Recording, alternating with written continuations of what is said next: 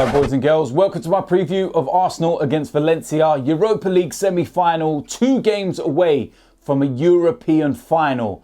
Now, I know things have not been great lately. You look at our last 3 games, 3 defeats, 9 goals conceded, and there's a kind of a bad feeling around the club at the moment. But in European competition, we seem to wake up, we seem to put performances in. You look at the quarter-final games.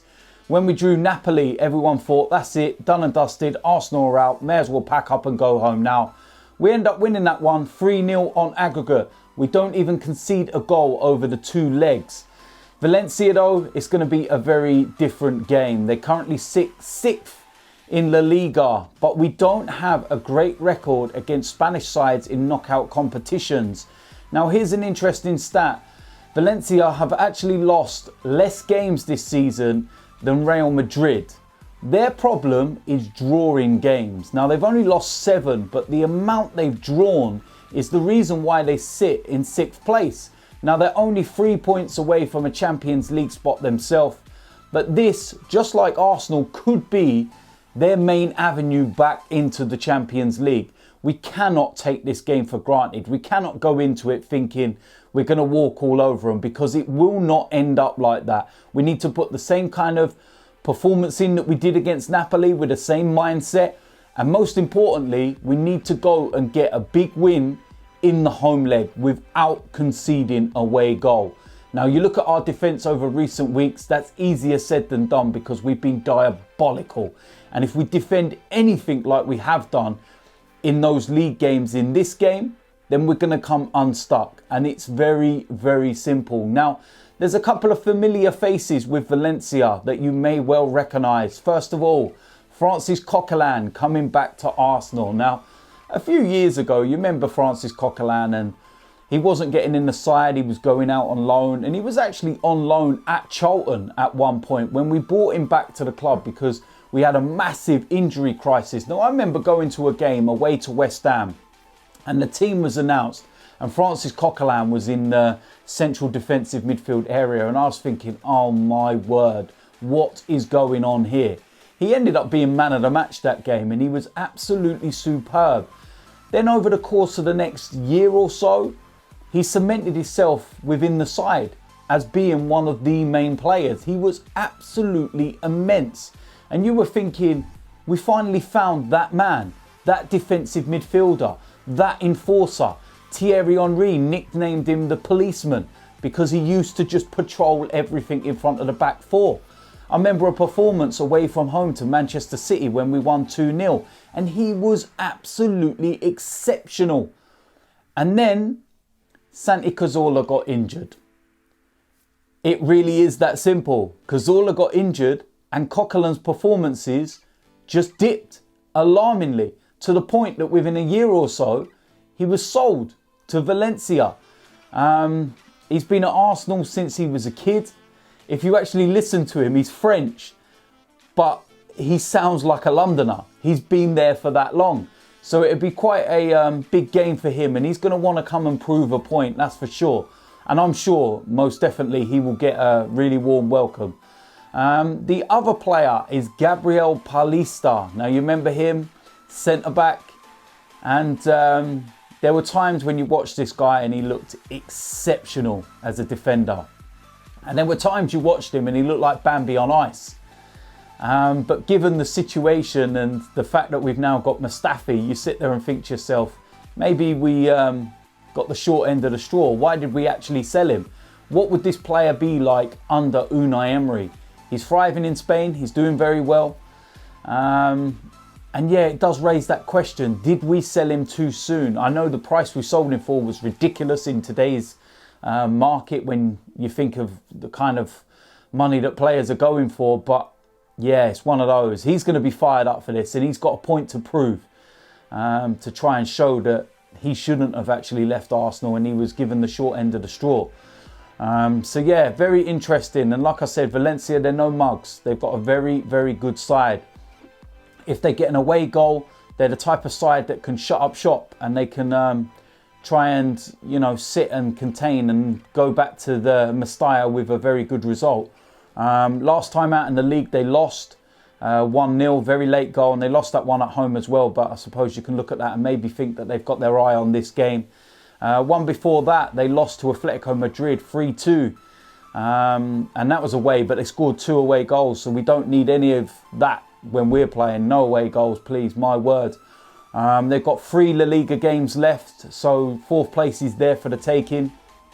They've also got a Copa del Rey final at the end of the season against Barcelona. So like I said, they are no mugs, and we cannot take this game lightly. And the team selection is going to be key for this game. So hopefully Unai Emery gets it right. So anyway, with that said, let's go and get into that predicted lineup. Starting off in goal, Burn Leno. Very, very straightforward decision for me, this one. I think this is our priority now, and the Premier League is the one that we have to put to the side. So if you want to give Petr Cech a send-off and you want to give him that farewell, let him play the final 2 Premier League games. This is more important. I'm sorry, for as well as Petr Cech's done, and he hasn't really done anything wrong in this competition, Burn Leno is our best goalkeeper and we need to play him. It's as simple as that, in my opinion. I'm going to go into the back line, and I feel that we're going to go for a 3 with this back line. Starting off with Koscielny, not a great performance against Leicester, to be quite honest with you, and he needs to fix up, because if he plays anything like that, we will come unstuck, and it's very, very simple. Alongside him, I'm going to go with Sokratis, and again, just like the Leicester game, needs to fix up because he was absolutely diabolical for that one. He's going to need to be very calm, very composed. I'm not saying that Spanish teams and players dive around everywhere, but you need to just be careful, and you need to, have your wits about you. Especially in European competition with foreign referees, they give lots of fouls, and it's very different to the Premier League. And Sokratis is one of those players that can draw in those fouls and get booked. And he has been sent off in this competition already, and we don't need that. So he's going to have to, sort himself out for this one, but I think he'll be fine. Alongside him, I'm going to bring back Nacho Monreal. Missed the game against Leicester because of a minor injury. But I think he'll be all right, and he'll be back for this game. And the one thing with him, he's going to have to watch out what happens in the channels. It's as simple as that. Watch out for the balls down the side and everything else. Sorts that out, he'll be absolutely fine. Going to move to the wing-back positions. First of all, Ainsley Maitland-Niles. Of course, he ain't suspended for this because his suspension only counts in the Premier League. But he's going to have to make sure that he's got his wits about him as well. And he's going to have to make sure that he sorts himself out for this game. Strong performance needed, and not the kind of performance that we saw against Leicester, that's for sure. In the left wing-back position, I'm going to go with Kolasinac. And the guy's frustrated me a hell of a lot over the last few weeks. And the one thing I say about him is that he gets into those attacking areas so well. So well. But it's his final delivery. It's absolutely dreadful. And he needs to sort that out. Because if we get some chances in this game, he's going to have to deliver. And he's going to have to put them on the money. And it's that simple. I'm going to go into the centre of midfield. First of all, Lucas Torreira. Cannot fault this guy for his work rate, his effort, and his fight and everything else. But the performance against Leicester was just not good enough. And I know it's very difficult when you've got a load of people around you that are not performing as well. But he's going to really have to dig this one out. And I think that he will. And I've got no problems with this, Lucas Torreira. Alongside him, Granit Xhaka. And he's going to need to fix up for this game. Him and Torreira are our best centre, pairing. But against Leicester, they looked absolutely dreadful. And Granit Xhaka was letting the likes of Maddison drop behind him and stuff. You can't have that. We're going to have to be really, really strong in the tackle, really forceful. But also be careful with the referee that he don't give too much away.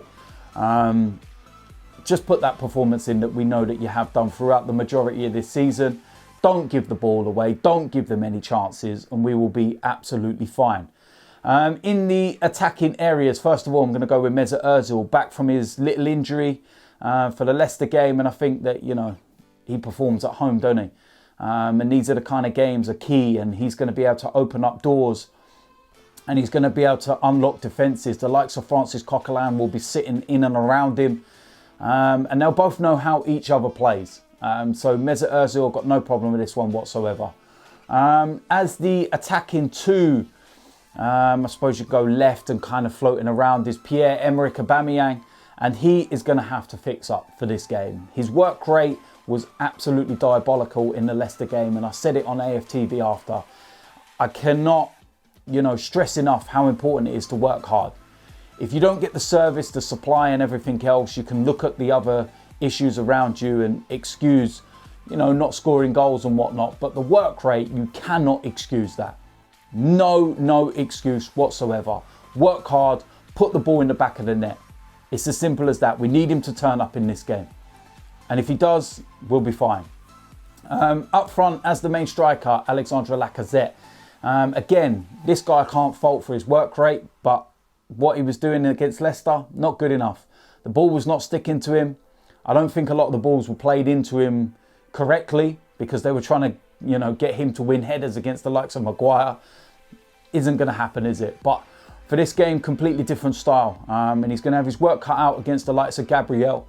Very strong, very quick, very powerful. But I feel that with the ball in and around his feet, Lacazette can get those half a yards. And that's where maybe Gabriel has his weaknesses. And if he gets that half a yard, he's got to take his chances. It is as simple as that. So there we go. That is it. That is my preview. That is my predicted 1 to 11. It's do or die for Arsenal now. It really is that simple. Unai Emery has to get his tactics spot on. He has to get the lineup right. And more importantly, the players need to go out and implement them tactics. They need to go up, stand up, be counted, and actually put a performance in, because the last 3 performances in the league have been unacceptable. We are 2 games away from a European final. I don't care if it's the Europa League. It's a European final. You have a chance to write your name in the history books of Arsenal Football Club. It's that simple.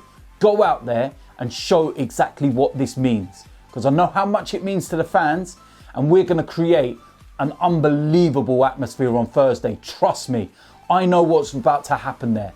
I know what's planned.